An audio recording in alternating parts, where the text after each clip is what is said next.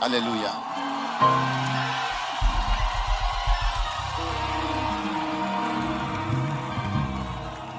Prions.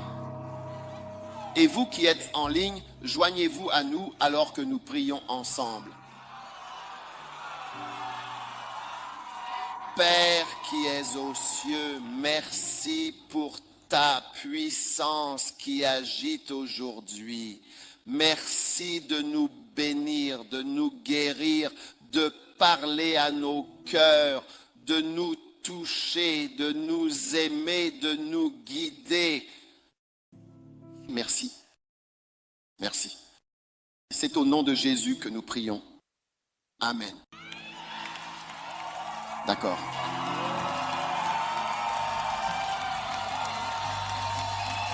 Vous pouvez vous asseoir.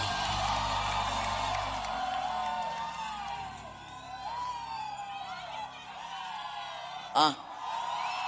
Maintenant, je vois quelqu'un qui n'a pas de climatiseur chez lui, qui souffre de la chaleur et de l'inconfort. Reçois un climatiseur, une bénédiction pour toi, au nom puissant de Jésus. Reçois-le. Quand tu dis « je le reçois », tu l'attires vers toi.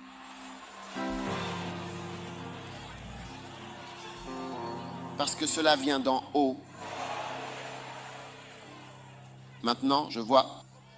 Il semble qu'il y ait 2 ou 3 climatiseurs. Reçois-le. Amen. La prophétie à laquelle tu crois est la prophétie qui s'accomplit. Amen. Vous pouvez vous asseoir.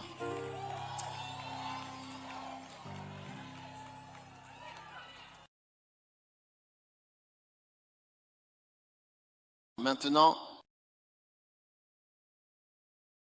aujourd'hui, je prêche en particulier sur la croissance de l'Église, un thème essentiel. Section 3. Et aujourd'hui, je vais partager avec vous au sujet de la croissance de l'Église et ma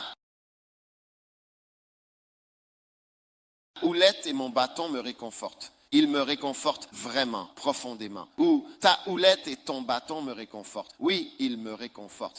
L'équipement d'un berger. Il est intéressant de noter que beaucoup de gens, à travers le temps, ont cité le psaume 23 qui dit « L'Éternel est mon berger, je ne manquerai de rien ». Cette citation biblique est souvent reprise et appréciée pour sa signification profonde. Amen. Alors, et puis le verset numéro 4 qui dit précisément « Quand je marche dans la vallée de l'ombre de la mort, je ne crains aucun mal ». Car tu es avec moi, ta houlette et ton bâton, tous deux me réconfortent. Amen. Donc, le travail dans l'Église concerne le fait d'être un berger et de recevoir d'un berger. Ainsi, si tu es dans cette Église, tu vas bénéficier de Dieu par la houlette et le bâton d'un berger. Donc, si tu ne sais pas vraiment comment bénéficier pleinement de la houlette et du bâton d'un berger, alors la houlette et le bâton, qui auraient normalement dû être une véritable bénédiction pour toi, finiront par ne pas vraiment l'être. Parce que tout simplement, tu ne comprends pas ce que cela signifie réellement. Tu vois, un jour, on est allé dans un resto chinois. Et dans le restaurant chinois, il y a cette chose qui tourne autour de la table. Tu vois? Et ils mettent la nourriture dessus. Donc, à mesure que ça tourne, quand ça arrive à ton tour, tu peux te servir. Mais tu vois, ce frère-là ne comprenait pas l'équipement qui tournait autour. Alors, quand c'est arrivé à son tour, il a pris tout le plat. C'est pour ça que je dis qu'il faut comprendre l'équipement. Sinon, vous risquez de mal interpréter ce qu'il essaye de faire. Oui, et... Tu comprends ce que je veux dire? Donc, quand il s'agit de la verge et du bâton, il faut comprendre à quoi sert la verge. Quand il la lève, qu'est-ce que cela signifie? Et qu'est-ce qu'elle est censée faire? D'accord? Et donc, si tu ne comprends pas cela et que tu es dans une église, quand ton berger lève la verge et le bâton, au lieu de te réconforter, cela pourrait t'effrayer. Non. Ta verge et ton bâton me rassurent. Amen. Amen. Laisse-moi te montrer l'image d'une verge et d'un bâton. Wow. Voilà. Un bâton a un crochet, d'accord, à une extrémité. Et la verge est assez courte. Quelque chose comme presque comme une canne, ou du moins, ça y ressemble beaucoup. Ou une canne plus épaisse. D'accord? D'accord. Je suis sûr que tu ne le savais pas. Non. Ah, donc tu ne sais pas tout. La verge et le bâton, ils sont pour notre bien en tant qu'enfants merveilleux du Seigneur. Amen. Amen. Alors, qu'est-ce que la verge et le bâton? Ce sont traditionnellement l'ensemble de l'équipement du berger. Waouh. Donc, tout le monde dans l'Église, n'est-ce pas? Si tu es berger, si tu es pasteur, tu es censé avoir la verge et le bâton. Et ce sont des verges spirituelles et des bâtons spirituels. Mais ils accomplissent un travail particulier. Amen. Amen. Donc, tout d'abord, il faut préciser que la verge et le bâton, en effet, servent, c'est-à-dire à conduire et à gouverner. Amen. Conduire et gouverner. Alors dis, je suis conduit Je suis conduit. et je suis gouverné. Et je suis gouverné. Amen. Avec autorité. Oui. D'accord. Bien. D'accord. Donc la verge et le bâton servent certainement au leadership et à l'autorité, comme on le voit. Amen. Et il est vraiment très important, tu sais, que tu comprennes bien le concept du leadership. Amen. Leadership et autorité. D'accord? Parce que c'est une grande bénédiction d'être conduit.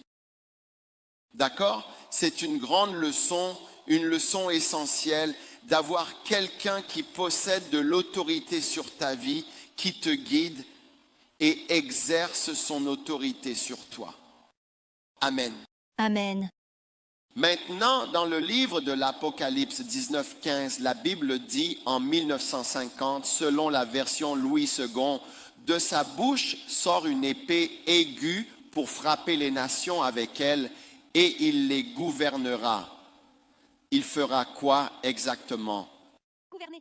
Il les gouvernera avec une verge de fer et il foulera la cuve du vin de l'ardente colère de Dieu. Amen. Amen. Et vous voyez, dans le psaume 23, il est écrit, l'Éternel est mon berger, il me conduit près des eaux paisibles. Donc, c'est une bénédiction d'être guidé et d'avoir un bon leader. D'accord? Et ensuite, un leader fort.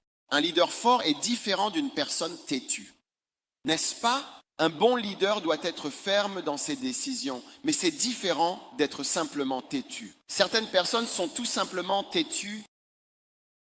Elles n'écoutent vraiment rien et elles ne peuvent même pas recevoir de conseils, absolument aucun conseil. C'est différent d'être un leader fort qui sait exactement ce qu'il fait.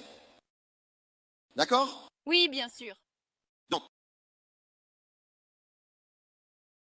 il est très important que nous comprenions tous qu'un berger est un leader. D'accord?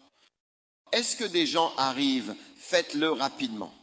Ouvrez, entrez vite, SVP. Wow. Amen.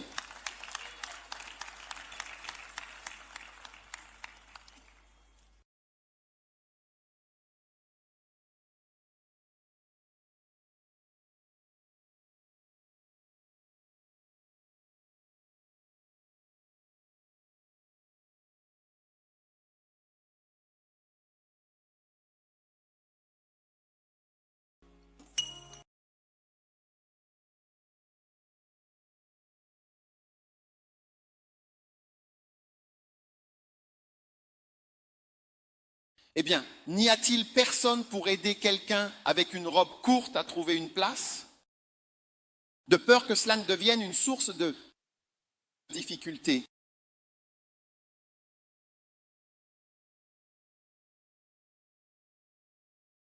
Je pense qu'il n'y a personne pour guider les gens et vous ouvrez les mauvaises portes. Et il y a toute une foule là-bas, au fond. Il y a un manque de coordination, une coordination et une direction intelligente.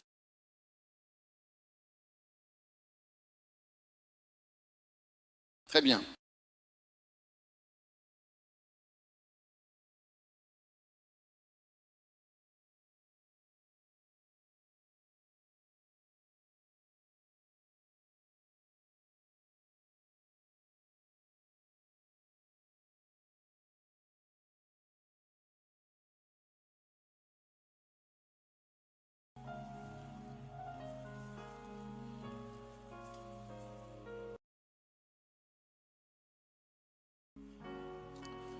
Magnifique.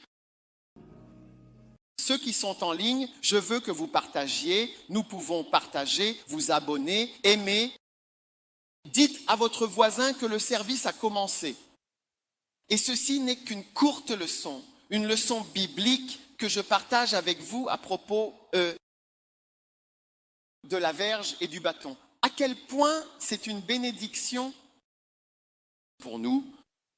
Amen. C'est une grande bénédiction pour nous dans l'Église d'avoir un leadership. Amen. Maintenant, il dit qu'il les gouvernera. Il gouvernera et il conduira. Il me conduit. Alors tout le monde, commencez à en bénéficier. Commencez à bénéficier de la verge et du bâton. Commencez à en bénéficier. Ne vous méprenez pas. Ne vous méprenez pas. Il faut faire un espace ici, parce que bonjour, bonjour, d'accord, il faut bouger, tu bouges, oui. Maintenant, vous devez en bénéficier du fait d'être guidé. Vous devez en bénéficier parce qu'il y a des gens qui voient le leadership ou un leader comme une mauvaise personne. Vous voyez, comme quelqu'un qui impose peut-être sa volonté et des difficultés parfois importantes aux autres personnes, aux gens. Vous voyez, mais en réalité, si vous avez un bon leader, n'est-ce pas? Il me conduit près des eaux paisibles. Il me conduit, il me fait reposer dans de verts pâturages. Donc en fait, vous en bénéficiez vraiment lorsque vous êtes guidé par un bon berger. Donc, vraiment, quand vous rejoignez une église, vous devriez vraiment rejoindre l'église. Avec l'espoir qu'à travers le leadership de l'église, vous serez conduit vers un bon endroit dans votre vie. Tu comprends? Tout au long de ta vie, le leadership fourni par l'église et par le berger t'aidera toujours et continuellement à avancer dans ta vie. Parce que c'est l'une des fonctions. Il me conduit. Il me conduit. Et donc tu dois en bénéficier de cela. Eh bien souvent, tu vois, tu peux avoir une nation, mais au sein de la nation, il y a une église. Et donc, au sein de l'église, tu as aussi un leadership. Le leadership de toute nation, la nation dans laquelle tu te trouves, les gens de la nation sont affectés par le type de style de leadership et la qualité de leadership que tu as dans la nation. Ainsi, dans Ecclésiaste chapitre 4, verset 14, la Bible dit qu'en effet, toute personne qui naît dans ce royaume devient pauvre. Parce que c'est comme ça que ce pays fonctionne. Donc, que vous soyez médecin, avocat, charpentier ou bien toute autre profession, quelle qu'elle soit, vous serez pauvre à cause du type de leadership dans le royaume, dans ce royaume. Et c'est la même chose dans l'Église. Si vous suivez et bénéficiez du leadership qui est dans cette Église, n'est-ce pas ce qui signifie la houlette et le bâton, la force du leadership? Vous voyez? Et la direction du leadership, c'est-à-dire que si le pasteur suit Dieu, le pasteur doit suivre Dieu pour que son leadership ait de la valeur. Quand le pasteur arrête de suivre Dieu, son leadership est également faussé. Donc il ne vous conduit vraiment nulle part. C'est pourquoi vous devez toujours prier pour vos pasteurs afin qu'ils continuent de suivre Dieu. Parce que beaucoup de pasteurs, beaucoup d'entre nous cessent de suivre Dieu, surtout en vieillissant. Le vieux Salomon a construit des temples pour les idoles, mais le jeune Salomon a construit un temple pour Dieu. Donc il y a une différence entre le vieux Salomon et le jeune Salomon. Oui. Alors vous devez en profiter, vous devez être bénis par le leadership qui est offert à l'heure actuelle. Dieu peut tellement vous bénir, vous voyez, si vous êtes sous un bon leadership. Maintenant, comment pouvez-vous bénéficier de la direction et du leadership de l'Église et de Dieu à travers le berger? Quand tu viens à l'Église comme ceci, tu dois t'attendre, vraiment t'attendre à ce que Dieu te donne une certaine direction pour ta vie. Parce que l'une des principales choses que tu reçois d'un berger, c'est de savoir où aller et aussi où aller ensuite. Tu vois?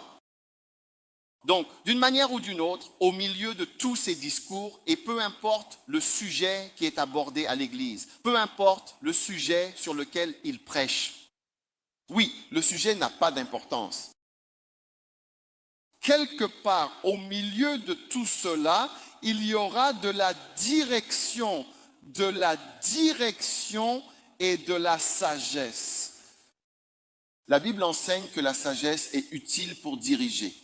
Quand tu viens à l'église et que la parole de Dieu est prêchée, la plus grande sagesse du monde, c'est la parole de Dieu. La Bible dit que la sagesse est utile pour diriger. En d'autres termes, quand tu reçois la sagesse, cela t'aide à te diriger. Cela aide à te diriger. Oui. Bien souvent, quand je prêche, ce n'est pas que je sois un homme sage, mais les paroles que j'enseigne, si elles viennent de la parole de Dieu, ce sont de la sagesse. Tu sais ce que Jésus a dit? Il a dit, je vais te montrer à qui tu ressembles. Il a dit que tout homme qui entend la parole de Dieu, tu vois, et qui lui obéit, est comme un homme sage. Tu deviens sage lorsque tu entends la parole de Dieu et que tu obéis. C'est comme, il est comme un sage, ou on le compare à un homme sage. Regarde, ou on le compare à un homme sage. Rien qu'en entendant ces paroles, tu vois, et ensuite en les mettant en pratique, tu es comme un homme sage maintenant. Tu deviendras comme une personne très sage. Oui. Et quand tu dis que tu es sage, la sagesse est utile pour diriger. Ecclésiaste dit ce que nous venons de voir, c'est une bonne chose, tu sais, pour la direction. Par exemple, que fais-tu? Tu comprends? Que fais-tu? Que fais-tu, disons, pour le mariage? Que fais-tu pour les relations? Que fais-tu pour les affaires? Il y a tellement de choses à voir. C'est pourquoi Dieu utilise des gens ordinaires pour être pasteurs. Ils doivent aussi avoir des luttes, sinon ils ne peuvent pas être de bons pasteurs. Ils doivent aussi avoir des problèmes, des sentiments et des difficultés. Sinon, ce ne sont pas des bergers, ce sont des anges. Alors, parfois, les douleurs du pasteur sont pour le peuple. Oui. il dit qu'ils seront touchés par le sentiment. Tu vois, tu comprends bien dans Hébreux 5, 4, il est dit très clairement qu'une personne qui est choisie est, c'est-à-dire une personne tout à fait ordinaire qui peut être touchée par le sentiment de l'infirmité. Il connaît ces sentiments parce qu'il prend aussi d'Hébreux 5 à partir du verset 1, 2, 3. Oui, vous savez, il peut ressentir les problèmes parce qu'il est simplement un homme ordinaire. Donc, oui, c'est ce que dit l'Écriture. Nous n'avons pas un grand prêtre qui ne puisse pas, en effet, être touché par le ressenti profond de nos faiblesses.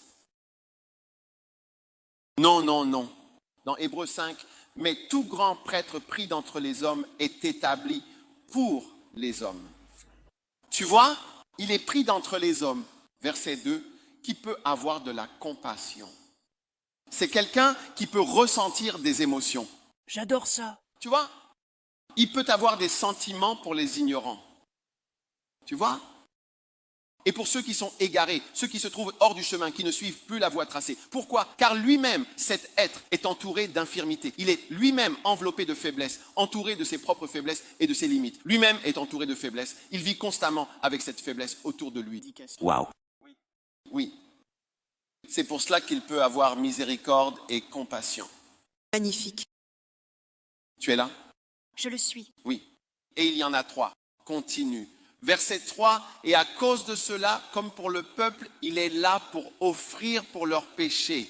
En résumé, Dieu suscite des bergers et toi, tu dois en profiter, tout simplement comme il se doit.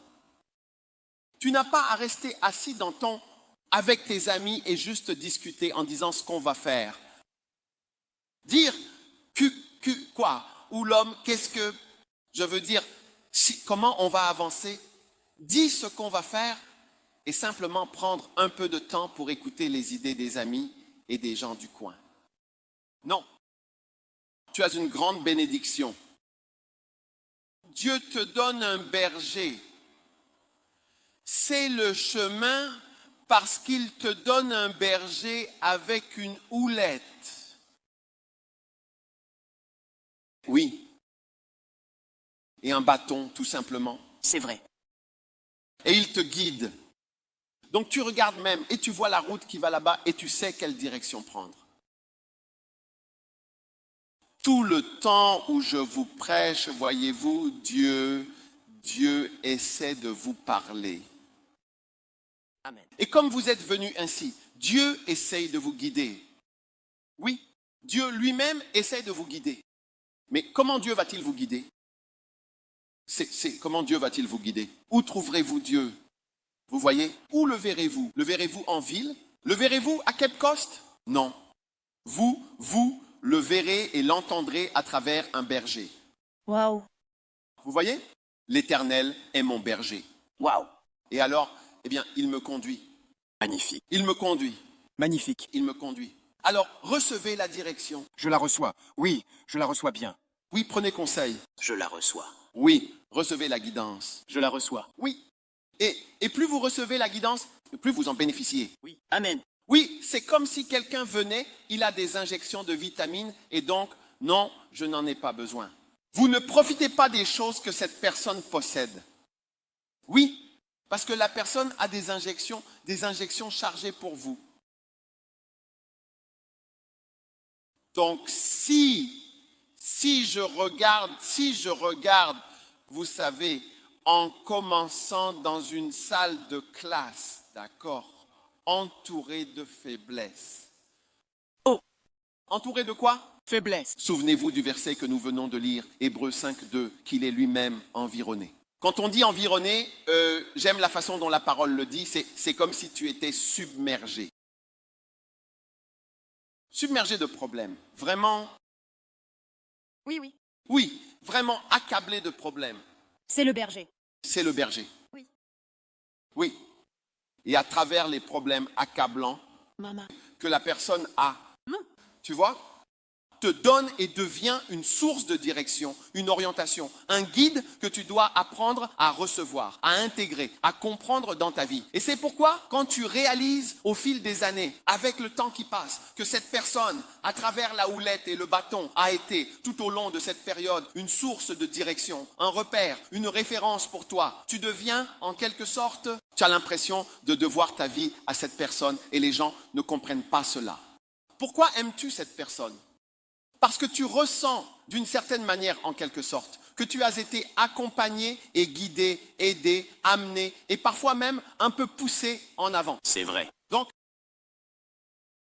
si tu es ici et que tu n'en profites pas, alors tu ne bénéficies pas vraiment, tu sais, et l'Église grandit chaque jour à mesure que de plus en plus de personnes apprennent à recevoir la direction. C'est vrai. Oui. Vous savez, beaucoup de personnes qui ne sont pas au Ghana sont aussi mes brebis. Je me souviens qu'en 2001, environ 2 semaines après, le 11 septembre, 1 à 2 semaines après, je suis allé en Amérique. Eux aussi sont mes brebis. Et puis, j'ai prêché sur la sagesse de Dieu à partir du livre des Proverbes. Et j'ai dit, mon fils, écoute-moi. Le message du camp s'appelait « Quelle est ta vie ?» Maintenant, pouvez-vous le croire? Je pense que c'est probablement la seule fois. L'une des rares fois où j'ai commencé à dire « Mon fils, écoute mes paroles, écoute mes paroles. » Et puis, j'ai commencé à leur dire, j'ai dit « Normalement, je ne dis pas cela. » Nous sommes en 2021. Donc 2001, cela fait 22 ans, j'ai commencé à dire, parlons des dettes. J'ai dit, normalement, je ne dis pas ce que je pense vraiment, mais aujourd'hui, je vais dire ce que je pense. Vous voyez? Et je leur ai prêché avec tout mon cœur. Beaucoup de gens étaient là. Puis à un moment, j'ai commencé à pleurer. En fait, j'ai tellement pleuré que je ne pouvais plus voir la Bible. Oui. C'était comme si je savais qu'ils ne m'écouteraient pas. Vous voyez? Parce qu'aussitôt que je suis parti, presque tous ont fait exactement le contraire de ce que j'avais dit. C'est comme, oh, tu viens d'Afrique, tu ne connais pas ceci, tu ne connais pas cela, tu ne sais pas ci, tu ne sais pas ça, tu ne sais rien du tout. Et tu vois, beaucoup de ces personnes n'ont jamais vraiment tiré profit de leur venue en Amérique comme elles l'auraient pu. Oh oui, parce que peu de temps après, il y a eu une crise financière, tu sais, comme celle que nous connaissons ici.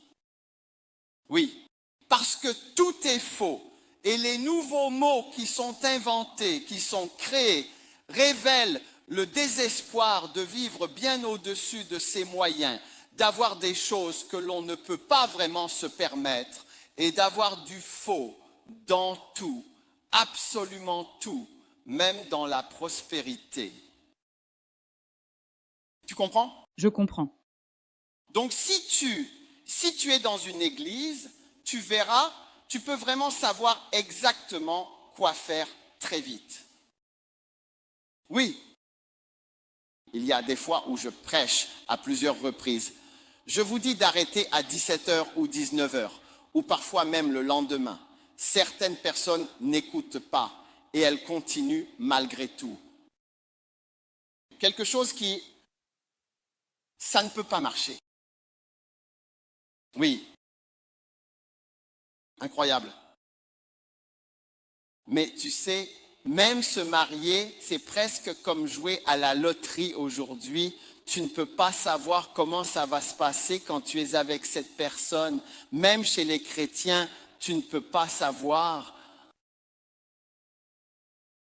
Incroyable. Hein?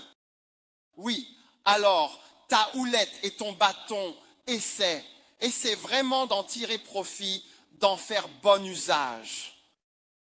Maintenant, en tant que berger, je guide aussi des pasteurs et quand je suis leur berger. Donc, quand les gens restent à l'église pendant un certain temps, que se passe-t-il? Malheureusement, certaines personnes deviennent trop fières pour qu'on leur dise ce qu'on leur disait il y a 10 ans. Maintenant, ils pensent qu'ils savent.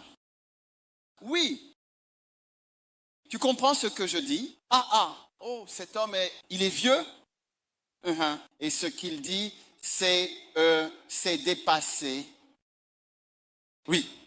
C'est pour ça que tu vois certaines personnes rester là pendant tant d'années, puis un jour, elles réagissent différemment parce qu'être là longtemps te rend orgueilleux. Parce que la Bible appelle cela l'orgueil de la vie ou l'orgueil qui vient de la vie. Comme si la vie te rendait orgueilleux. C'est fou.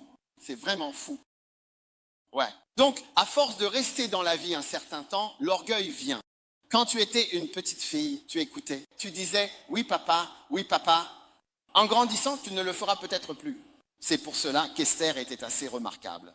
La Bible dit qu'elle obéissait à Mardochée, tout comme elle lui obéissait lorsqu'elle vivait dans sa maison. La plupart des gens n'obéissent pas à la même personne pendant longtemps. Incroyable. Oui. Donc la vie fait que l'orgueil se réveille tout simplement. Parfois, on voit donc des gens se comporter vraiment très mal. C'est en réalité en fait une rébellion contre l'autorité et la direction qu'ils ont autrefois suivie. Wow. Et c'est cela même qui les a amenés là où ils sont aujourd'hui. Ensuite, on commence à se rebeller contre l'autorité. C'est pourquoi je vous dis, ne manquez pas d'être bénis par la direction, la houlette et le bâton qui viennent dans l'église. Quand tu viens à l'église et qu'on te dit, va à l'école, obéis, c'est une bénédiction pour toi. Oui. Dieu est en train de te guider à travers la houlette et le bâton de ton berger. Quand tu entends, ne te dispute pas avec ton père. Quand tu entends que personne, Derek Prince a dit, personne, d'accord, il ne connaît personne qui a véritablement réussi et qui ne s'entend pas bien avec son père. Il ne connaît personne. Wow. Alors cela veut dire que Dieu te parle à toi et à ton père. Toi et ton père biologique. Dieu te dit que tu dois dire, je vais bénéficier de la houlette et du bâton, de la direction et de la guidance que Dieu te donne dans la maison de Dieu. C'est quelque chose dont vous avez désespérément besoin. Tu en as, toi, désespérément besoin. Un jour, j'ai dit à quelqu'un, adopte un enfant. Plus tard, je lui ai demandé, pourquoi as-tu adopté l'enfant? Et elle a dit, parce que tu m'as dit de le faire. Juste parce que tu l'as dit. Je ne savais pas, je ne connais rien à ce sujet. Mais parce que tu l'as dit, je vais le faire. Et elle l'a fait. Et cela s'est avéré être une bénédiction. Wow. Très souvent, tu viens et c'est cela qu'il y a à faire. Oh oui. C'est cela qu'il y a à faire. Et quand tu entends, alors si tu es ici, j'espère que tu en profiteras simplement. Oui. Profitez-en simplement. Pense à ce que Dieu a fait dans l'Église. Oui. Oui, au fil des années, tu sais, Dieu veut vraiment te bénir, surtout si ton père a réussi. Tu comprends bien? Oui. Je te le dis, il y a une grâce. Et Paul a dit, tu dois être fort dans la grâce qui est disponible. Et il a aussi dit, vous êtes participants de ma grâce. Philippiens 1 et verset 7. Tu vas participer à la grâce qui repose sur ton berger. C'est vrai. Oui, cette grâce sera une bénédiction. Souligne-le. Vous êtes tous participants de ma grâce. Alors, comme nous sommes ici, ta houlette et ton bâton me rassurent. À partir d'aujourd'hui, tout le monde, ne faites pas l'erreur d'être là sans, quand ils font signe, et que cela veut dire viens. Tu sais, parfois, la police agite sa lampe torche, tu ne sais pas s'ils te disent d'avancer ou de t'arrêter. Hein? Oui. Alléluia. Alléluia. Eh bien, alors, voici maintenant le numéro 2. Amen. La houlette et le bâton t'ouvriront un chemin. Amen. Oh oui. Oui. Quand Moïse est arrivé à la terre promise, à la mer Rouge, Exode 14, 15, l'Éternel dit à Moïse, lève ta verge, puis étends ta main sur la mer et fends-la. Alors les enfants d'Israël passeront à sec. Alléluia. Amen. Bien des fois, Dieu utilise la houlette et le bâton pour ouvrir un chemin. Pour nous tous. Oh, Pour ouvrir un chemin et pour aider. C'est pourquoi parfois nous mettons un bus à disposition ou nous essayons de vous transporter en bus. Merci. Vous comprenez? Ce n'est pas parce que vous savez, tout simplement, eh bien, nous dirigeons une entreprise de transport en bus, mais il s'agit de devoir ouvrir un chemin pour toi. Dieu essaie d'ouvrir un chemin pour toi. Alors, quand tu viens à l'église, regarde attentivement et tu verras qu'on apporte beaucoup d'aide, mais aujourd'hui, avant que nous terminions, ils vont faire quelque chose et te montrer quelque chose sur ton téléphone tout de suite. Ils vont faire quelque chose. C'est uniquement pour t'aider. Et aussi, une autre chose que tu remarques. Disons que j'ai écrit des livres. Ces livres seront vraiment une bénédiction pour toi. En fait, des gens m'invitent, même dans des endroits partout dans le monde, et ils savent à quel point je suis loin. Par exemple, l'un des endroits où je suis censé aller, c'est l'Argentine. Oh oui, tu y seras. Tu y seras bientôt. Metz, un pays. Oui.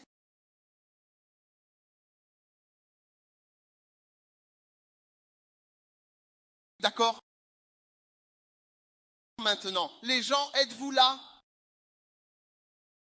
M'invitent ceux qui ont lu mes livres. Et toi, tu es ici. Ils estiment que ce que j'ai écrit est tellement formidable, vraiment remarquable, qu'ils veulent que je vienne, même juste pour 45 minutes. Je ne sais pas si, en fait, tu sais, tu comprends ce que je dis. Ça fait 45 minutes. Tu vois, un jour, j'ai voyagé en Asie pour prêcher et la prédication n'a duré que 45 minutes. C'est ce que j'ai dit. C'est tout? Tu dis oui et après ils bénissent. Tu dis, ah, c'est tout.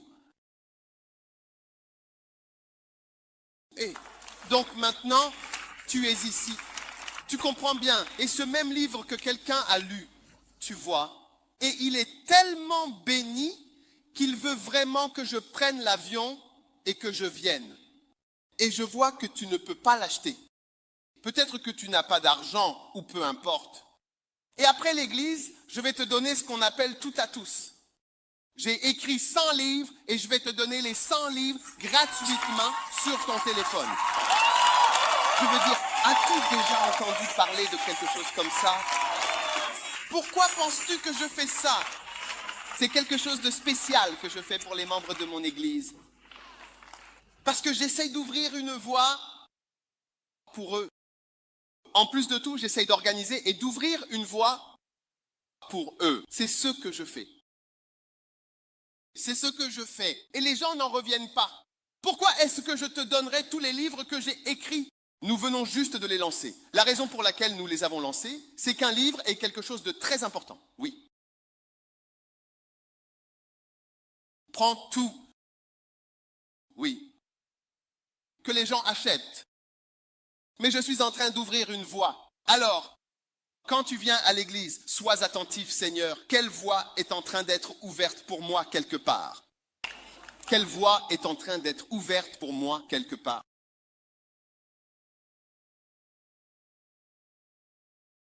Assure-toi d'en profiter. Quand nous voulions organiser des réunions de prière, il y a 2 ans, 3 ans, je me suis rendu compte que tu ne peux pas venir ici à 4 heures du matin, même quand je fais l'annonce. Ce sera difficile. Alors j'ai décidé d'organiser une réunion de prière spéciale où tu prends ton téléphone, tu te connectes et puis tu regardes et ensuite tu rejoins la réunion de prière et tu es là. Ainsi, même depuis la maison, cela a été organisé et nous le faisons. Quelque chose est mis en place pour que tu puisses aussi prier chez toi. C'est ce qu'on appelle la réunion de prière flow. Maintenant, on appelle ça flow prayer, battement. Wow. Essaye toujours de voir, essaye de bien voir que Dieu essaie d'ouvrir une voie pour toi. Essaye de le remarquer chaque fois que tu en as l'occasion. En fait, Jésus est le bon berger. Et il est toujours en train d'ouvrir une voie pour toi. Oui, il y a aussi des choses que je n'ai pas comprises. Elles sont surnaturelles. Dieu amènera des personnes dans ma vie. Et ces personnes ouvriront une voie. Je me souviens qu'il y a des années, je voyageais à Panama, en Amérique du Sud. Et le pasteur, à ses propres frais, il achètera des billets et organisait des rencontres dans des pays lointains et leur disait qu'un grand homme de Dieu lui avait rendu visite. C'est comme ça que j'ai pu aller dans tant d'endroits. Je ne sais même pas pourquoi il faisait cela. Et il me mettait simplement dans un avion pour m'emmener en Argentine, en Colombie, en Bolivie, partout. Je n'ai jamais acheté de billets. Je n'ai rien fait, mais une voie était ouverte pour que j'aille dans tous ces endroits et que je prêche la parole de Dieu. Que Dieu ouvre une voie pour toi afin que tu puisses aller partout où tu dois aller et que tu reçoives cette voie au nom de Jésus. À partir d'aujourd'hui, essaie de reconnaître quand Dieu ouvre une voie pour toi. Tu viens à l'église et personne ne t'a jamais fait de proposition auparavant. Et ton berger te demande, as-tu un bien-aimé? Immédiatement, tu dois lever le nez et dire, je n'en ai pas. Et tu vois qu'aussitôt, une voie essaie d'être ouverte. Ah!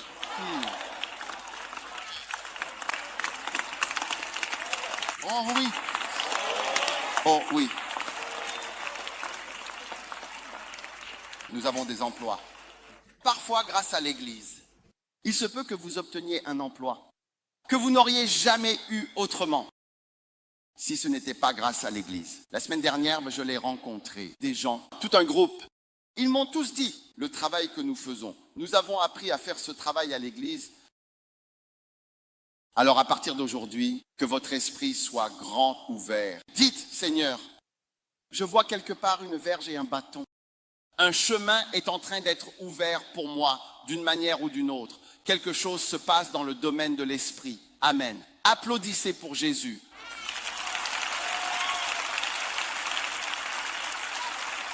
Vous pouvez vous asseoir. Numéro 3, la verge sert à conquérir des territoires. Waouh, conquérir de nouveaux territoires. Exode chapitre 17, verset 9, il est écrit, et Moïse dit à Josué, choisis-nous des hommes et sors combattre Amalek. Moi, je me tiendrai au sommet de la colline, la verge de Dieu à la main. Et il arriva que lorsque Moïse élevait la main, Israël avait l'avantage. Et lorsqu'il laissait retomber sa main, Amalek avait l'avantage. Alors Moïse tenait la verge levée. Et tandis qu'il tenait la verge levée, des prières étaient faites et de nouveaux territoires étaient gagnés pour Dieu. Ainsi, l'une des caractéristiques d'un berger, c'est qu'il vous conduit toujours vers de nouveaux territoires. Et quand les gens sont orgueilleux, ils en ont assez de faire quelque chose de nouveau. Ils disent, nous avons toujours été ici. Alors, quelles sont les nouveautés que tu apportes? Un vrai berger, tu vois, qui conquiert des territoires. Prenons tout ce chant. Nous allons aller brouter là-bas. Ne te lasse surtout pas des nouveaux territoires dans lesquels Dieu utilise ton berger pour t'emmener. Ne résiste pas à cela. Ne résiste pas à cela. Ne résiste pas à cela. Ne résiste pas à cela. Ne résiste pas aux nouveautés. Un bon berger conquiert toujours de nouveaux territoires. Ceux d'entre vous qui travaillent dans l'agriculture, vous voyez que lorsque vous allez en Suisse, vous voyez des champs et vous voyez les vaches dans une section. Tout le reste, vous voyez, pour que les vaches puissent manger, elles doivent rester ici un certain temps. Ensuite, elles doivent se déplacer vers un nouveau territoire. Elles ne peuvent pas rester au même endroit. C'est trop petit pour elles. C'est pourquoi nous n'avons plus de vaches à Anakazu. Parce que quand on les met sur une petite pelouse, on leur dit « restez ici et mangez cette herbe ». Ah, elles sont allées manger toutes nos fleurs. Elles ont mangé les haies. Elles sont allées, dans différents coins et ont tout détruit. Elles ont tout mangé. Elles prennent de nouveaux territoires. Des territoires non attribués.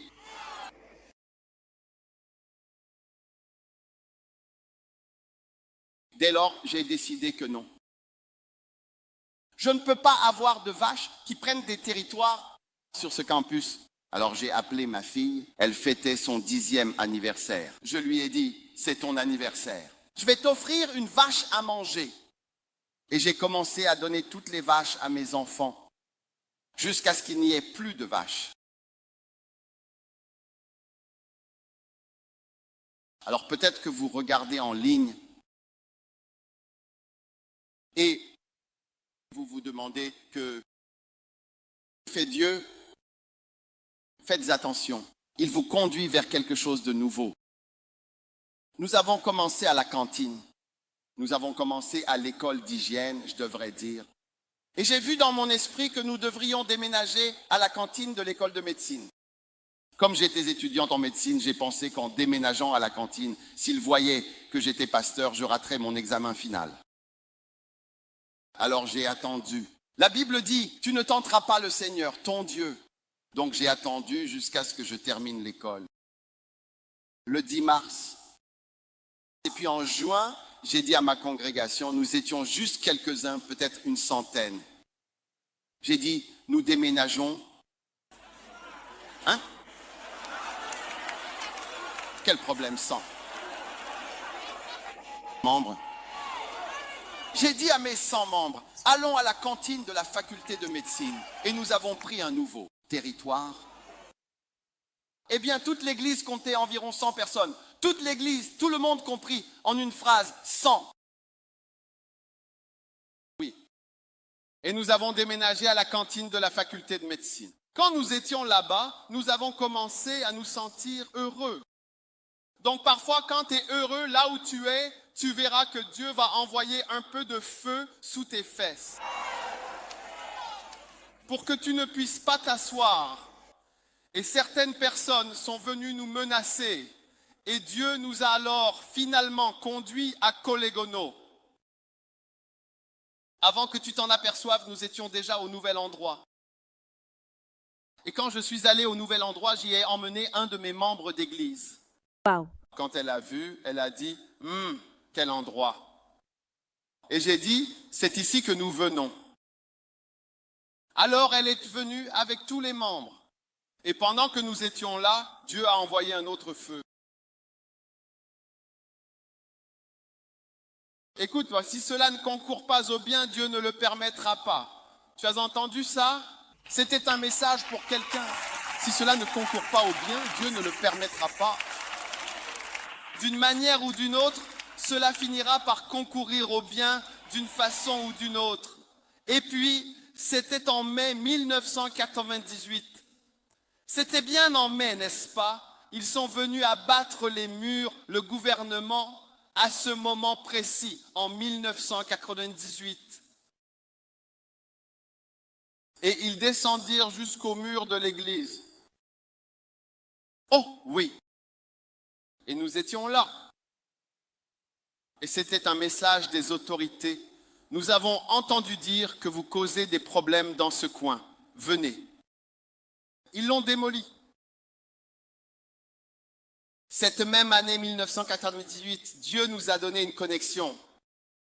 Nous avons vu le Kodesh le même jour même où tout a été démoli. Quelqu'un m'a emmené là où se trouve le Kodesh ce même jour. Que les gens viennent vite avant que le message touche à sa fin.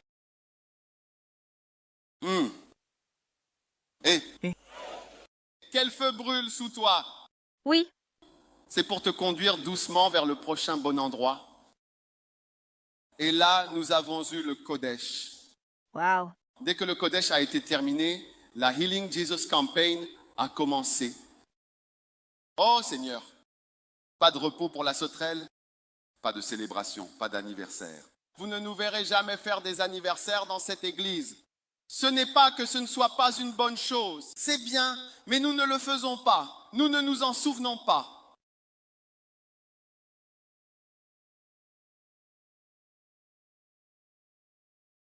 Ensuite, j'ai été transféré à Lagon, c'est-à-dire que j'ai quitté la salle du Kodesh pour rejoindre un autre espace situé à Lagon, plus précisément la salle à manger du Commonwealth Hall. Oh oui. Magnifique. Le dimanche, parfois, on nous disait, vous ne pouvez pas vous réunir ici, allez là-bas, allez ici, faites ceci, allez là-bas. Et le Fils de l'homme n'avait nulle part où poser sa tête. Et puis quelqu'un nous a amenés ici. Il a dit, il y a un petit endroit, c'est un terrain marécageux, plein d'eau et de rivières. Vous voyez la rivière, parfois il y avait de l'eau sur le... Oui, tout cet endroit était recouvert d'eau. Wow. Oui, j'ai dit, ça peut marcher. Nous allons essayer. Nous viendrons ici. De nouveaux territoires, parce que le Seigneur est mon berger et il me conduit toujours vers de nouveaux territoires. Et vous seriez surpris qu'un jour, nous annoncions que nous allons encore commencer une autre église.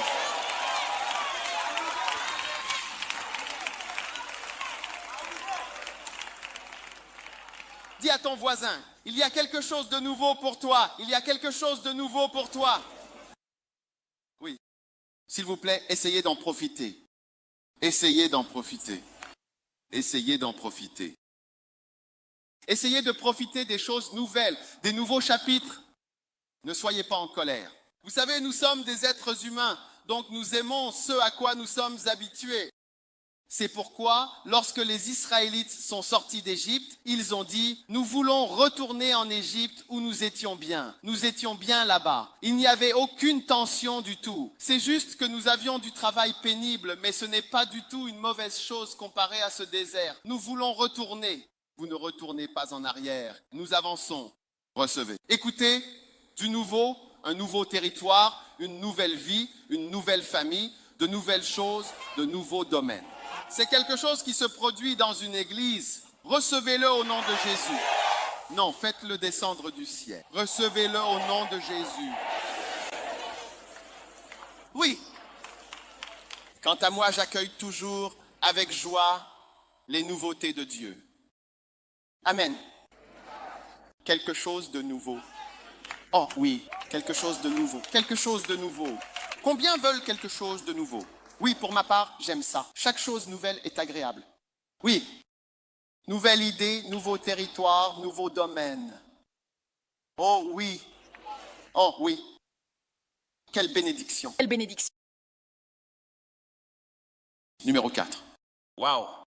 La houlette et le bâton protecteur et rassurant servent à réconforter. Wow. Réconfort.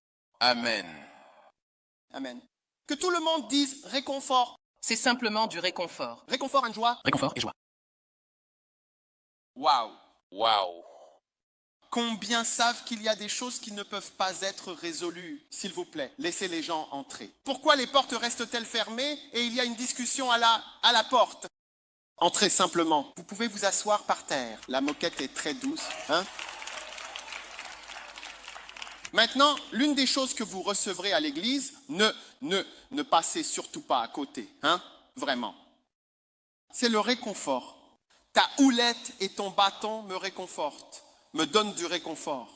Où as-tu besoin de réconfort? Toi. Où as-tu besoin de réconfort? Laisse-moi te dire quelque chose. Hein? Ne laisse personne te tromper. Ce qu'il y a dans ce monde, c'est beaucoup de choses douloureuses. Oui, c'est pour cela que les bébés pleurent le jour de leur naissance. Ils ne riment pas. Pourquoi est-ce que lorsque le bébé naît, il ne... Mais plutôt quand il sort? Pourquoi? Parce ils t'aident à respirer, donc je ne sais pas pourquoi tu pleures. Tu aurais pu rire.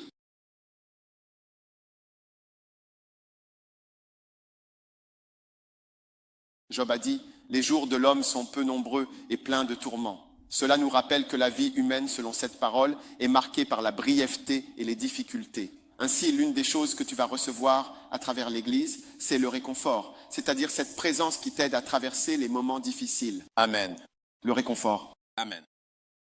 Oui, si tu as déjà été dans cette situation, tu apprendras ce que la présence de quelqu'un apporte, c'est-à-dire ce que cela change d'avoir quelqu'un à ses côtés. Et tu comprendras aussi ce que quelqu'un peut faire pour te réconforter, pour t'apporter un peu de soutien dans ces moments-là. Même si cela n'enlève pas le problème, même si la difficulté reste, la présence d'une personne aide tout de même. Je ne sais pas exactement comment cela aide, mais ça aide.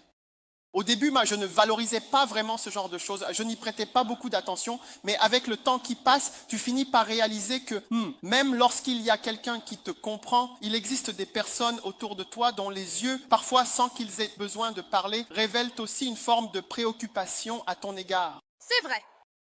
Rien que cela simplement apporte de la guérison. Oui. Si tu es à l'hôpital et que tu vois que tous les laborantins, toutes les infirmières et tous les médecins, tous, ils te considèrent comme un objet. Tu préfères en fait trouver un endroit où quelqu'un se soucie vraiment de toi. Merci. Oui.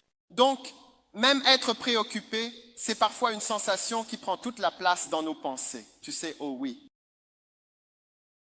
Le fait que quelqu'un vraiment se soucie de toi, de ton mal de dos, qu'il pense à toi. Oh. Hein? Un frère, il a dit à quelqu'un, quand je suis venu, il a posé sa main sur mon épaule et il s'est vraiment soucié de mon mal de dos. Il a dit cela pour montrer à quel point je l'aimais. Donc un évêque m'aime vraiment. Personne ne veut savoir pour ton mal de dos, c'est quoi? Prends tes médicaments. Tu ne peux pas avoir d'enfant. Et alors, beaucoup de gens ne peuvent pas avoir d'enfant. Il faut l'accepter. Tu ne peux pas l'avoir. C'est comme ça, tant pis. Tu trouves quelqu'un qui se soucie de toi rien que le fait que la personne pense à toi. Il y a des gens pour qui j'ai prié. Je les ai vus pleurer pendant que je priais pour eux. Et ils se sont mis à verser des larmes. Même si je ne pouvais rien faire, même si je n'avais aucun moyen d'agir ou d'apporter une aide concrète, la personne saura, je pense, que je suis tellement touché, vraiment très touché, parce que faire ou dire, oh oui, alors ne soyez pas si détachés.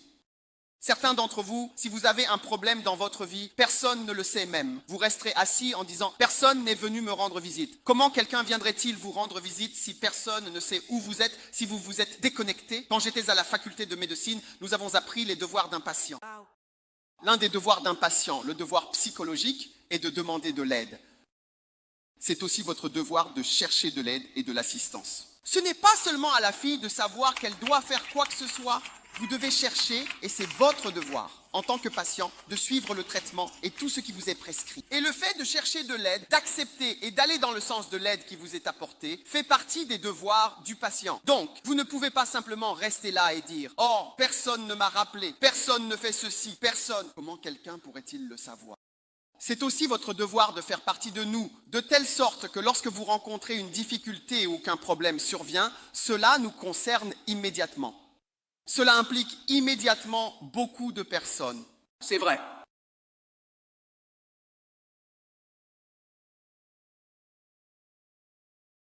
Ah oui, Oh, eh bien oui. un jour, ma mère m'a demandé, tu sais, comment connais-tu autant de personnes avec autant de problèmes?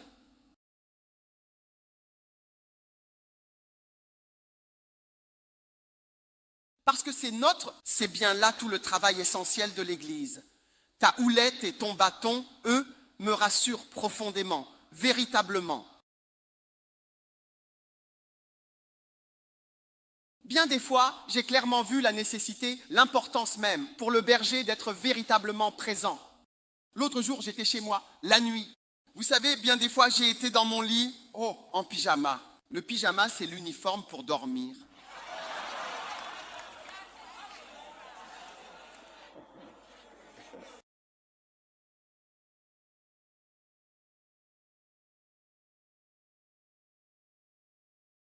et j'étais dans mon uniforme de sommeil. Je m'étais couvert et j'ai reçu un appel téléphonique.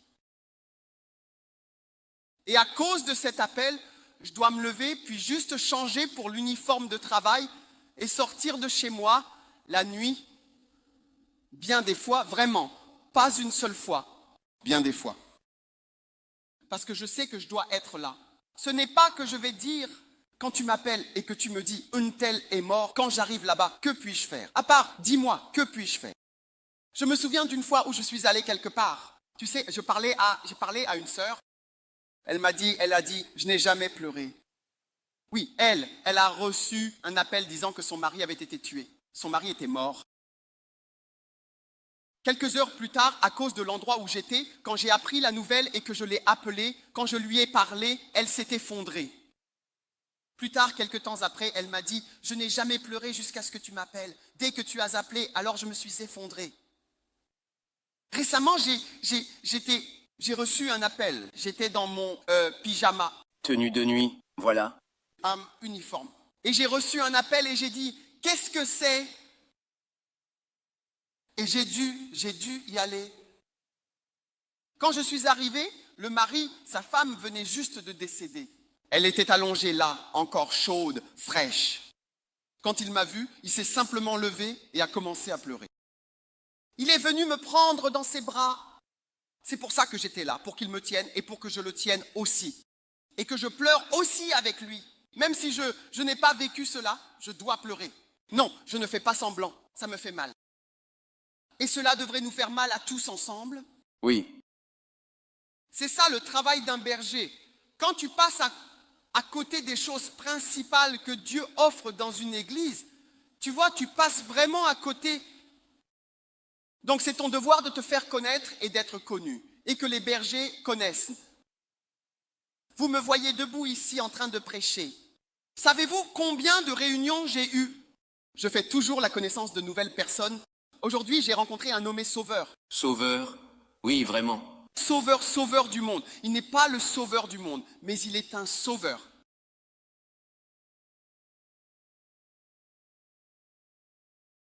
Quelle est la première chose pour laquelle le Seigneur est utile? Ma houlette et mon bâton, premièrement, pour conduire. Combien vont bénéficier du leadership? Amen. Ceux qui ont écouté avec attention et avec soin en ont tiré profit et sont devenus prospères. Quelqu'un comme moi qui ai fait des sciences, nous étions tous en troisième en train de choisir nos matières. Les gens choisissent la science qu'ils ne comprennent pas. Accepté. Oui. Quand ils font des arts, justement parce qu'ils ne comprennent pas la plupart des choses scientifiques. Ceux qui ne font pas d'art, alors ils font du commerce.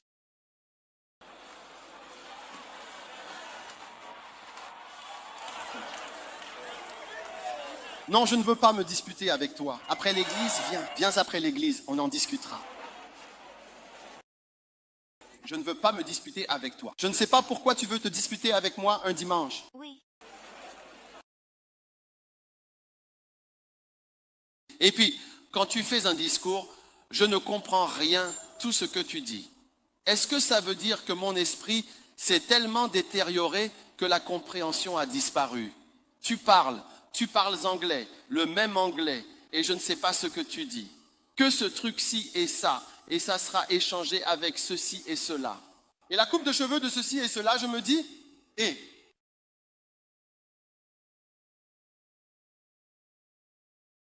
si tu as suivi le leadership dans l'église, tu comprends bien, tu serais vraiment fluide.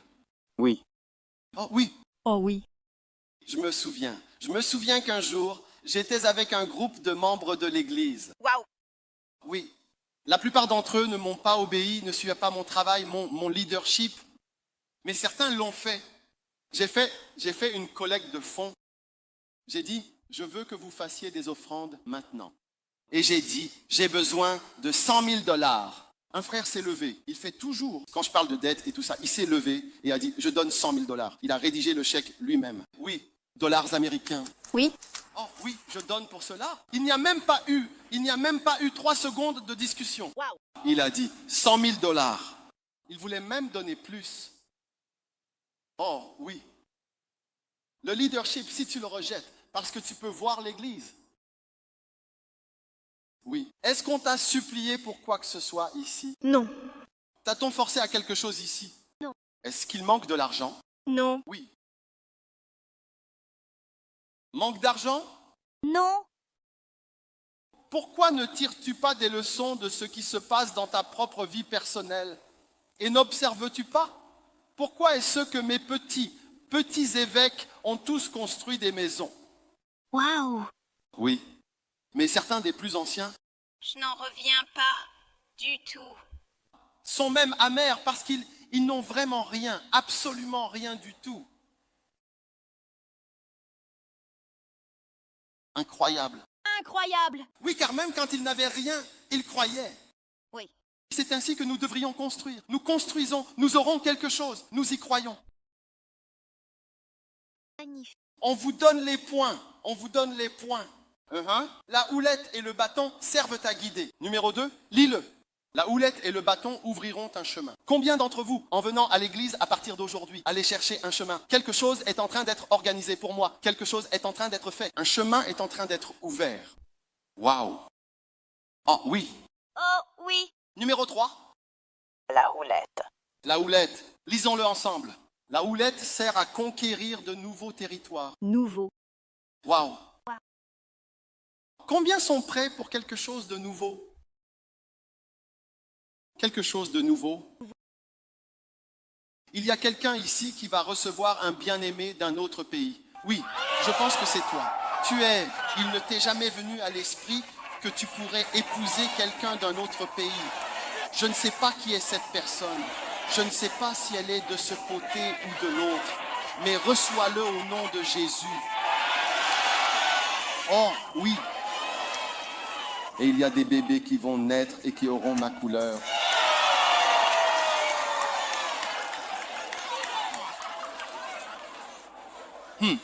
Des bébés internationaux. Reçois-le au nom de Jésus. Quelque chose de nouveau. Oh, oui. Numéro 4. La houlette et le bâton servent toujours à réconforter. Amen. Amen. Numéro 5. Le bâton sert à l'auto-évaluation et à la mesure. Apocalypse chapitre 11, verset 1. Regardez Apocalypse chapitre 11. Il est écrit, « On me donna un roseau semblable à une verge. Et l'ange se tint là et dit, « Lève-toi et mesure le temple. » Vous voyez la mesure, mesurer. Et l'autel et ceux qui y adorent. En fait, on évalue une personne. Ainsi, parfois, votre berger ou bien votre pasteur va vous évaluer. Et il se peut qu'il vous dise, par exemple, il te manque de l'amour. Quand on t'analyse, il te manque de l'amour, ou bien il te manque du pardon, ou il te manque de l'humilité, ou il te manque de la diligence, ou il te manque, tu es paresseux, ou bien autre chose. Mais vous voyez, les gens ne veulent rien entendre et ne veulent pas être évalués. Les gens ne veulent pas être évalués. On ne fait que des éloges. Vous voulez qu'on vous adore même quand vous avez tort. Quand vous avez tort et que c'est évident et que vous êtes analysé, vous ne voulez pas être corrigé. Je ne veux que personne ne dise rien d'autre qu'un compliment et je ne comprends pas pourquoi. Pourquoi devrais-tu même dire ça alors qu'on est tous en réunion et que tu connais cette discussion? Avant que tu ne t'en rendes compte, ils diront toutes tes affaires devant tout le monde et tu ne le sais pas. Oui, on le dit, c'est ce qu'on fait ici. Va dans une autre église. Va dans une autre église où on ne dit pas les choses devant les gens. Va dans une autre église. Dès qu'on termine, va dans une autre église. Ta bouche, on dira tes affaires. Si tu arrives en retard, on le dira. Ça sera abordé en réunion. On reviendra au tableau.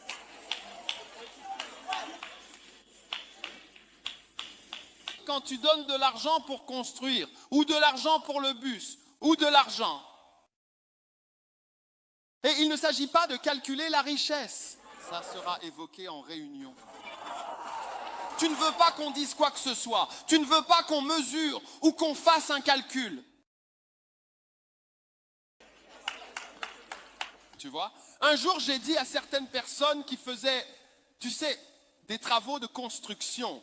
Oui, j'ai dit, alors, pourquoi est-ce que quand je donne de l'argent à cette personne arrive toujours à tout construire et revient même avec de l'argent en plus, que tout cet argent reste? Mais toi, quand on te donne l'argent, il n'y a jamais de monnaie. Et pourquoi devrais-tu parler de ça? Est-ce que tu essaies de dire qu'on vole l'argent? Est-ce que tu vas dans une autre église? Dès qu'on ferme, va dans une autre église. Ici, on va te demander à ce sujet. Pourquoi, lorsque tu donnes un devis pour un projet, tu inclus même le coût de l'eau? Le coût de l'eau, tu fais payer l'eau, ceci, cela, tout. Les autres ne mentionnent pas l'eau. Pourquoi?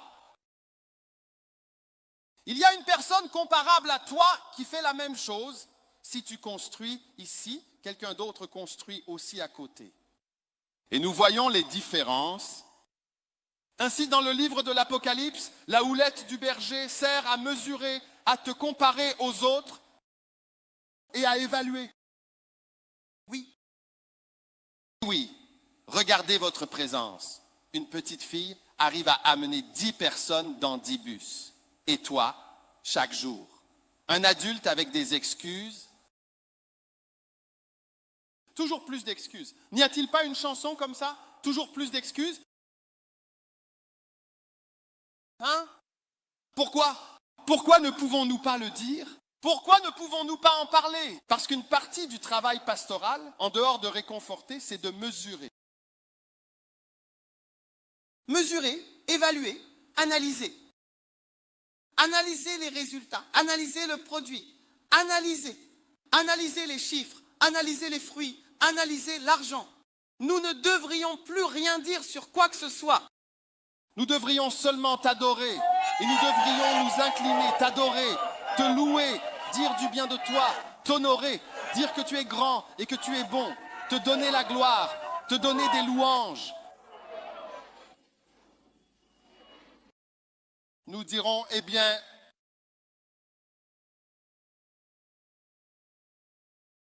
tu habites dans le quartier et tu arrives à l'église plus tard que quelqu'un qui vient de Kassoua.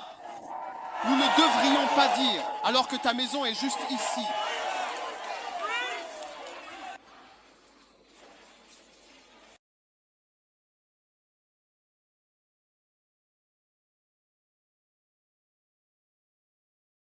Toi seul.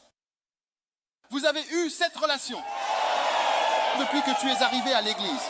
Et nous ne devrions pas le dire. Nous devrions juste te donner la gloire, t'adorer et dire que tu es honorable. Tu es digne d'être loué. Nous t'aimons, nous t'adorons, nous t'honorons. Tu travailles bien, tu fais du bon travail. Tu es le meilleur, tu es le meilleur, tu es le meilleur.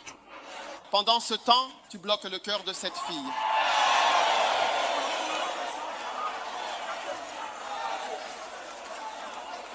Pour toutes, ce n'est pas de ta faute. Et nous ne devrions pas le dire. Nous allons le dire.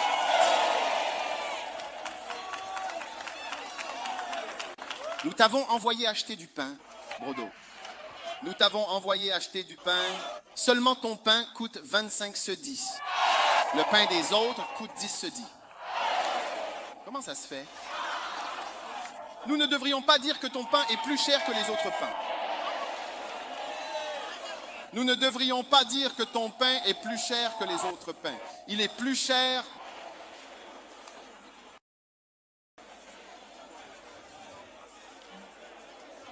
Donc mesurer.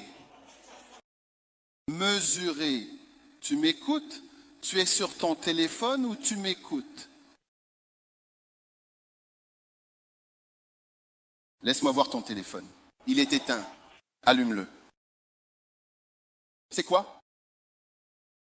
Nous ne devrions pas dire que nous sommes sur votre téléphone. Nous ne devrions pas dire que tu es sur ton téléphone quand nous prêchons. Apporte de l'eau et occupe-toi de ce gars. Apporte de l'eau et occupe-toi de ce gars. Es-tu un visiteur? Peut-être que c'est un visiteur. Je le mesure bien avant que tu verses de l'eau. Va-t'en, on ne sait jamais, c'est peut-être un visiteur.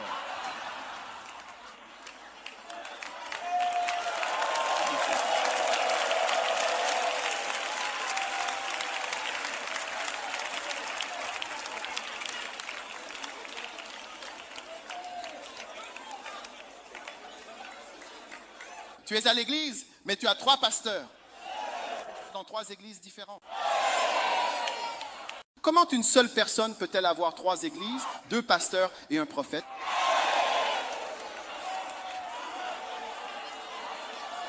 Cela veut dire que tu ne me considères pas non plus comme un prophète. C'est pour ça que tu as 2 personnes et une église locale, une église internationale et un prophète. Et nous ne devrions pas le dire. Nous allons le dire. Tu dois toujours savoir que lorsque tu viens à l'église, Amen, le Seigneur et le personnel vont te mesurer. Oh oui. Oh oui. 2 Corinthiens chapitre 13 verset 5. Examinez-vous vous-même. Examinez-vous pour savoir si vous êtes dans la foi. Amen. Et numéro 6. La verge sert à corriger les gens. 1 Corinthiens 4, 21, la correction. Dois-je venir à vous avec une verge ou avec amour et dans un esprit de douceur?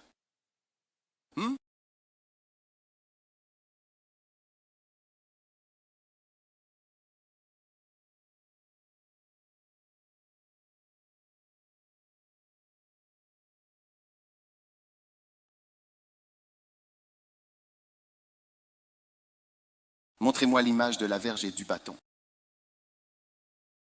La verge sert à frapper.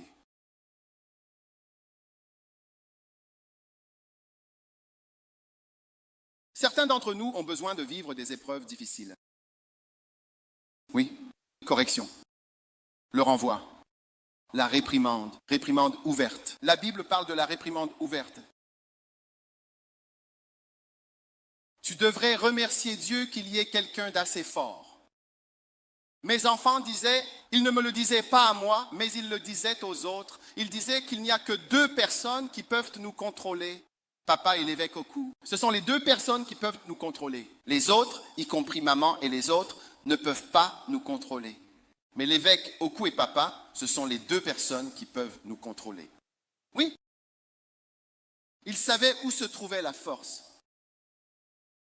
L'une des difficultés, c'est d'avoir un père qui laisse tout passer. Paul a dit. Dois-je venir voir? L'ouverture, la réprimande. Vaut mieux qu'un amour caché, réprimander ouvertement une personne. Parfois, quelqu'un a besoin d'une réprimande ouverte, sinon cela ne se passera pas bien. Et le jour où tu es réprimandé ouvertement, Dieu merci, la Bible dit qu'aucune correction n'est jamais agréable. C'est plus tard. Ce n'est pas joyeux. Opini, quand on te corrige, ce n'est pas agréable. Certains d'entre vous, vous avez été offensés depuis que vous avez été corrigés. Depuis le jour où vous avez été corrigés, vous avez été offensés et vous avez changé. Tu es simplement devenu silencieux, renfermé. Tu t'es retiré. Vous vous êtes replié. Vous êtes en retrait. Mais personne ne devrait parler de vos problèmes. Seulement des éloges. Vous voulez seulement qu'on vous adore et qu'on vous loue. Et maintenant, vous êtes devenu froid, insensé. Vous avez décidé de ne plus rien dire sur quoi que ce soit.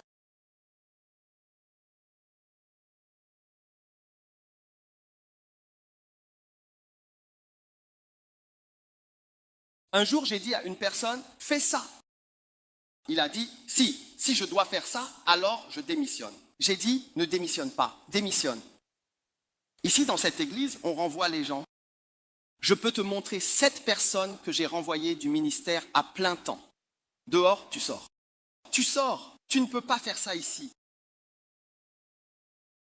J'ai renvoyé à tous les niveaux. C'est pour ça que l'église est, tu vois, toute l'église est ici. Le fait de diriger un troupeau implique aussi cela. Si tu penses que tu viens pour nous placer, oh, voici l'église, donc la gloire de Dieu est ici, ceci et cela, et donc la gloire de Dieu est ici. Tu vois, le diable est venu et a dit à Jésus, saute. Et il a dit, je ne sauterai pas, je travaillerai à l'endroit le plus sûr. Non. Je travaillerai à l'endroit le plus sûr. Je ne ferai pas de choses qui sont risquées, je ferai ce qui est juste avec du bon sens. Oui, c'est la bonne chose à faire. Je sais qu'on ne tente pas Dieu. Ne tentez pas Dieu.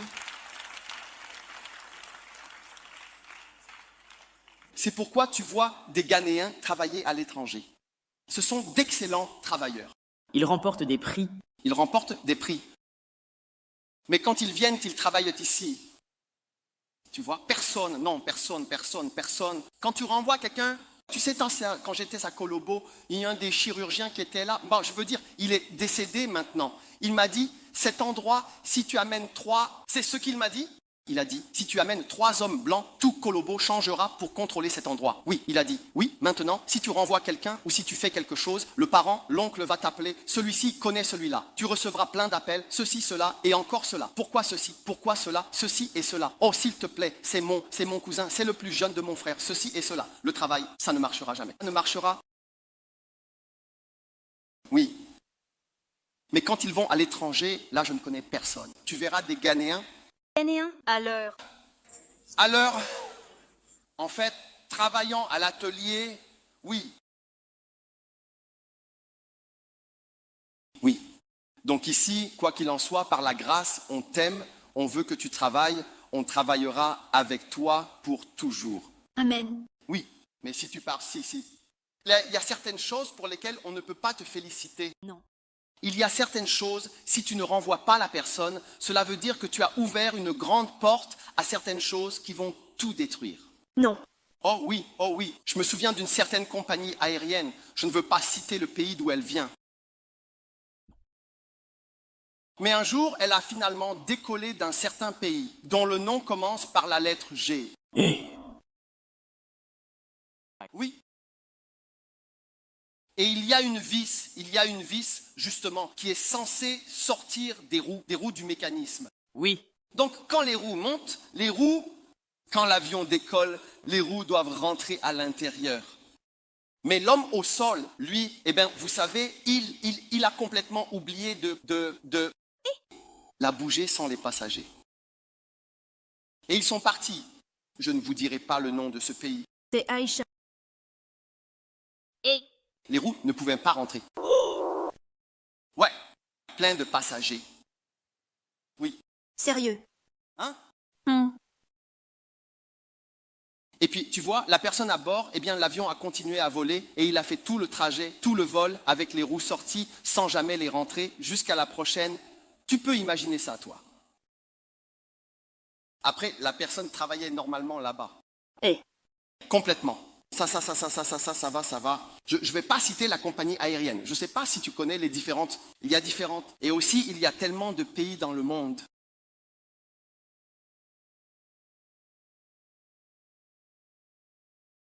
C'est pour ça que tu dis, ah, pourquoi c'est blanc? Pourquoi ils sont comme ça? Ils sont comme ci, comme ça. C'est pour ça que leurs compagnies aériennes sont aussi différentes. Ouais. Un jour, j'ai connu une compagnie aérienne, elle a décollé. L'aéroport d'où il a décollé a la mer à côté. À la fin de la piste, il y a une route, une plage, ensuite la mer. Et l'avion a décollé comme ça, avec plein de passagers. Vraiment beaucoup de passagers à bord. Oui, c'est ça, exactement. Tu as bien compris. C'est tout à fait ça. Quand il est monté, il est allé directement, sans hésiter, dans l'eau.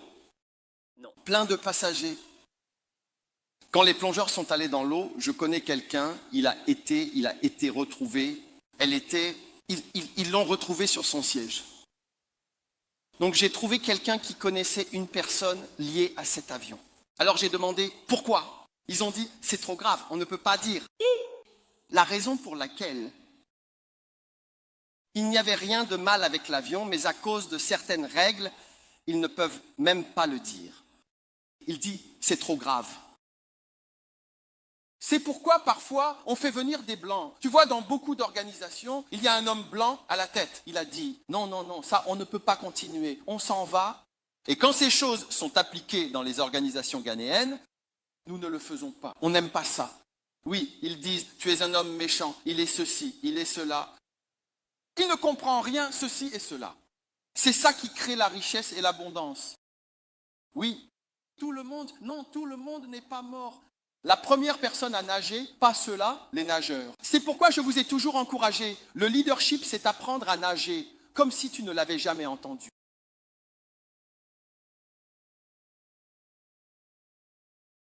Dieu nous en préserve, que tu sois un jour dans une telle situation. Mais si cela arrivait, tu te souviendrais, mon pasteur m'en a parlé, il m'a encouragé.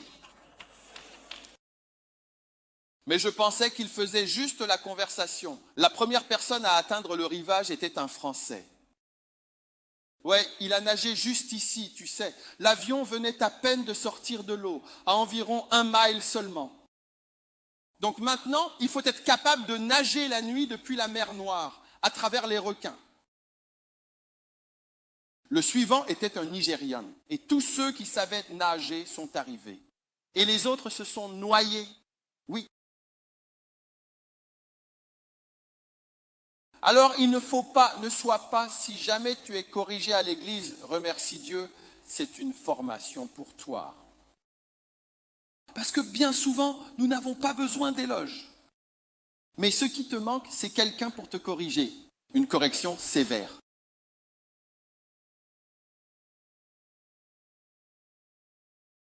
Parce que certains d'entre nous ont eu des pères trop indulgents. Oui. Oh, laissez-les faire ce qu'ils veulent, laissez-les faire n'importe quoi, laissez-les faire ce qu'ils veulent, ou si tu as grandi sans père. Oh, laissez-les faire ce qu'ils veulent, mais tu viens à l'église. Si tu viens à l'église et que tu t'impliques vraiment, tu verras les anciens, même les anciens, ils sont durs. Les anciens sont-ils durs ou pas durs? Ils sont durs ou ils ne le sont pas?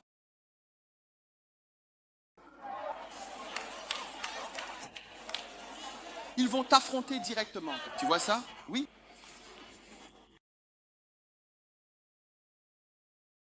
Oh oui.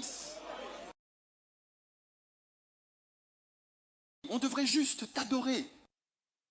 On devrait juste t'adorer pendant que tu fais ta danse. Tu as failli tuer toutes ces personnes.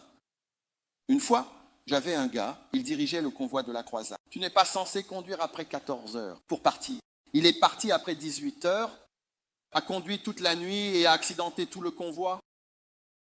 On devrait t'adorer. On devrait te louer. Que doit-on faire? Une telle personne, que doit-on faire? Je vous demande, que doit-on faire? Que doit-on faire? Oui. Mais c'est ce que nous n'aimons pas et on dit que tu dis que c'est un tyran. Quoi que tu dises, les fruits parlent d'eux-mêmes. Ouais.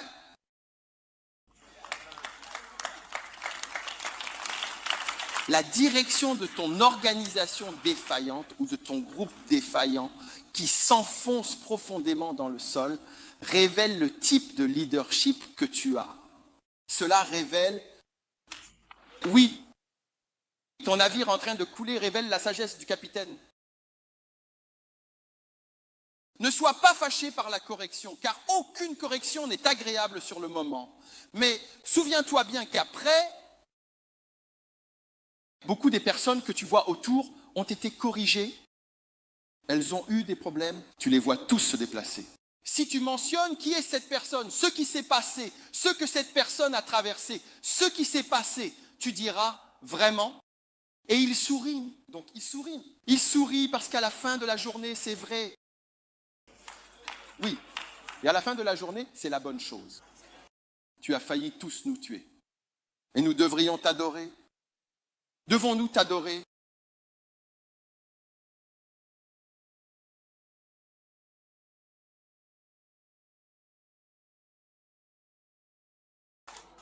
Oh. Bénédiction. Numéro 7. On est fini. Combien vont bénéficier de ce bâton et de cette houlette? La prochaine fois que tu vas à l'église, dis Charlie, on y va pour le bâton et la houlette. On y va pour le bâton et la houlette. Numéro 1, c'est quoi? Numéro 7, c'est nourrir les brebis. Michée 7, verset 14. Nourris le peuple avec ta houlette, ta verge. Amen. Le troupeau de ton héritage qui habite solitairement. Amen.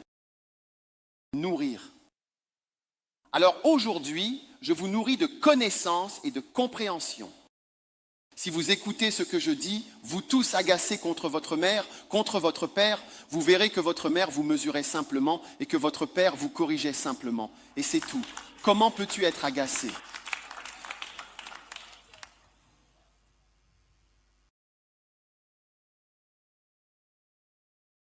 Quand ton cas est vraiment perdu, plus personne ne parlera de toi. Oui, plus personne ne parlera de toi. Mais quand il y a de l'espoir, on en parlera. La Bible dit, nourris mes brebis, nourris mon peuple. Avec ta houlette, les corrections et les mesures font toute partie de ce dont nous avons besoin. Oui, absolument, vraiment. Même dans un mariage, quand tu as un mariage où la personne ne peut plus être corrigée, c'est la fin du mariage. Oui. Tu as fait un ragoût et tu y as mis du sel. On ne peut pas le dire. On ne peut pas parler. Personne ne peut rien dire, car dès qu'on dit quelque chose, il y a une attitude, un visage, un geste, tout. L'atmosphère va changer négativement. Comme si un gaz avait été libéré dans tout l'endroit. Le visage va changer.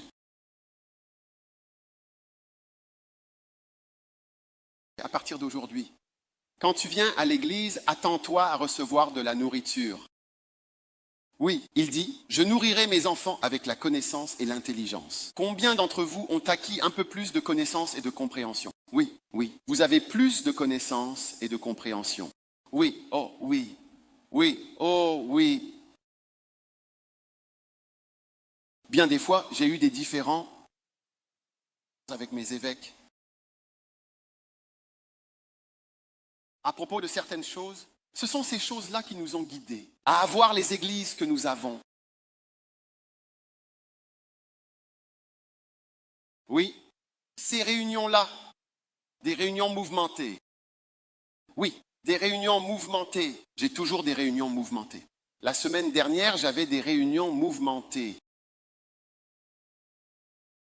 Oui, oui, les gens étaient mesurés, dirigés, nourris, corrigés. Oh oui, c'est cela qui nous donne ce que nous avons.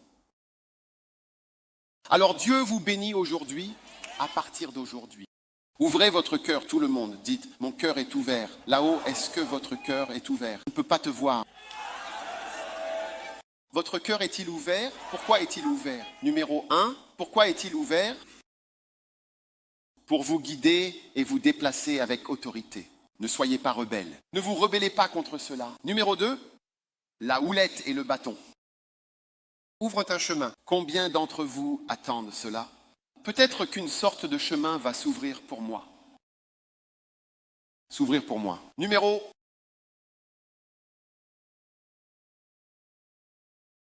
3. La houlette sert à prendre du nouveau. Combien sont prêts pour quelque chose de nouveau? Waouh! Alors quand vous êtes transférés, ne soyez pas en colère. Un jour, je viendrai dans cette église et je transférerai certaines personnes d'ici. Oui, je dirai, toi, vas-y. Oui. Toi, vas-y. Ne sois pas en colère. Ne t'inquiète pas.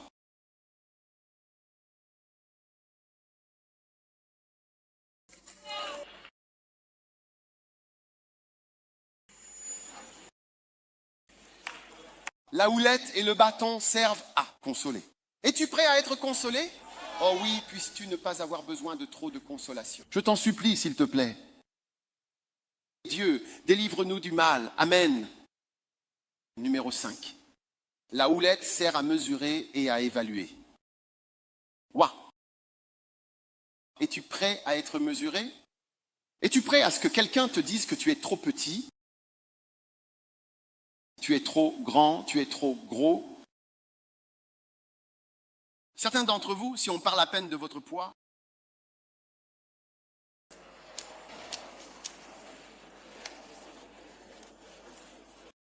vous voyez, un jour j'ai eu de sérieux ennuis.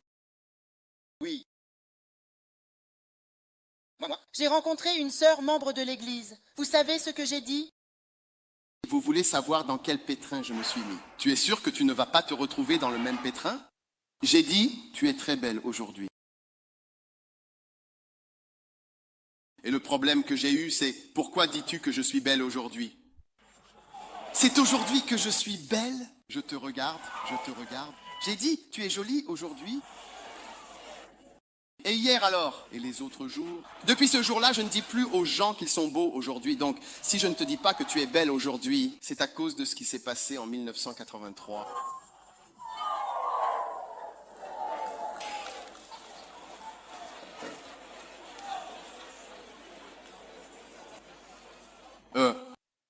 Quoi? J'ai déjà vu ça. Les mesures? Et numéro 6, la verge est utilisée pour corriger les gens. Es-tu prêt à être corrigé? Hein? Regarde. J'ai lu, montrez-nous l'image de la verge et le bâton. Tu connais cette partie ronde? Tu sais à quoi ça sert? On dit que tu ne peux pas guider le troupeau aussi bien avec la partie de la verge, la partie inférieure. Alors, ils utilisent cette partie ronde pour tenir le cou du mouton et ensuite relever la tête, parce que quand la tête est baissée, ils ne t'écoutent pas, donc ils relèvent la tête. Va par ici! Donc certains d'entre vous, on doit vous tenir le cou et ensuite vous faites comme ça.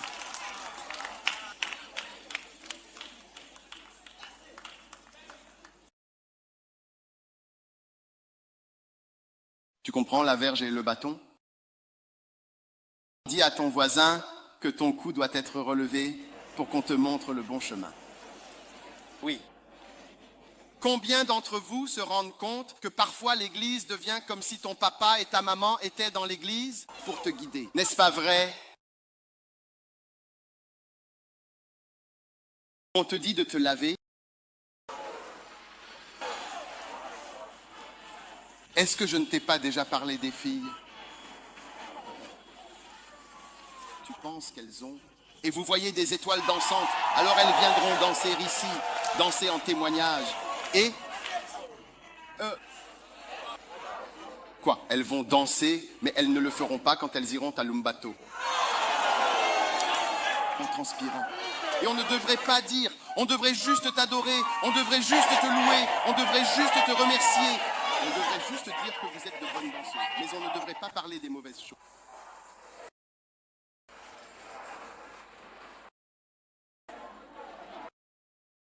Alors la danse commence. Assurez-vous de vous laver en rentrant à la maison.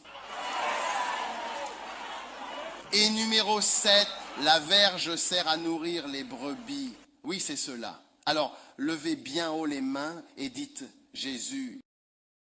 Ta verge et ton bâton, il me réconforte. Amen. À partir d'aujourd'hui, j'ouvre mon cœur pour recevoir la verge et le personnel au nom de Jésus. Que tout le monde se tienne debout, s'il vous plaît. Tout le monde debout. Quelle bénédiction.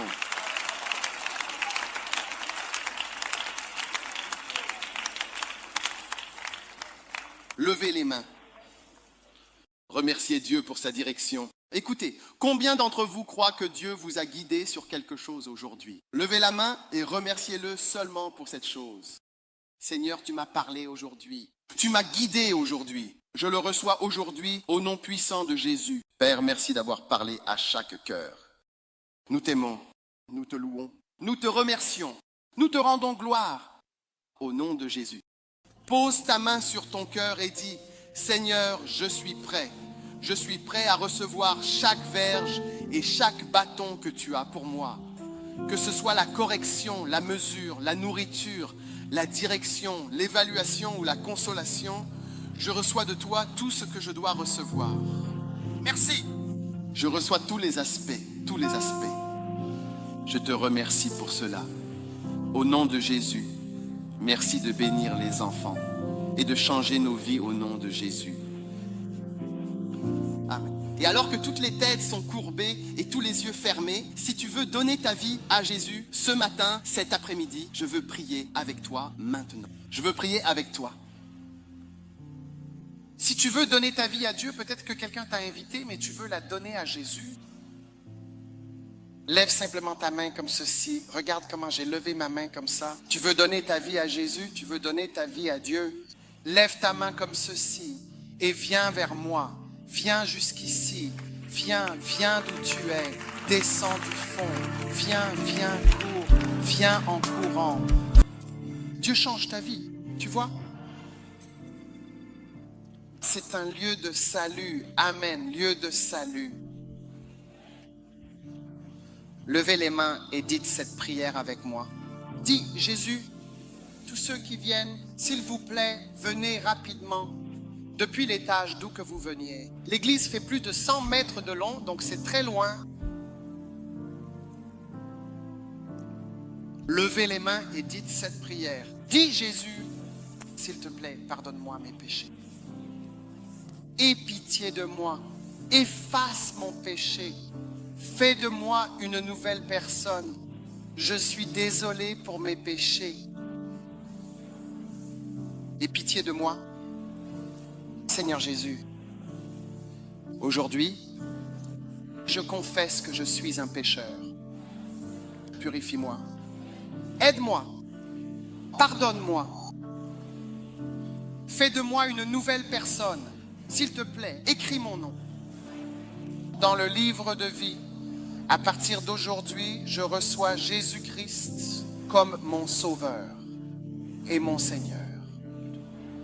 S'il te plaît, écris mon nom dans le livre de vie. Au nom de Jésus, je prie. Maintenant, levez la main droite comme ceci. Répétez après moi, Satan. À partir d'aujourd'hui, au nom de Jésus, je te chasse et je te rejette hors de ma vie. Sors de ma vie au nom de Jésus. Maintenant, levez les deux mains. Dis, Jésus, je t'aime. Jésus, je te remercie. Jésus, je te servirai. Pour toujours, maintenant et à jamais, au nom de Jésus, je prie. Amen.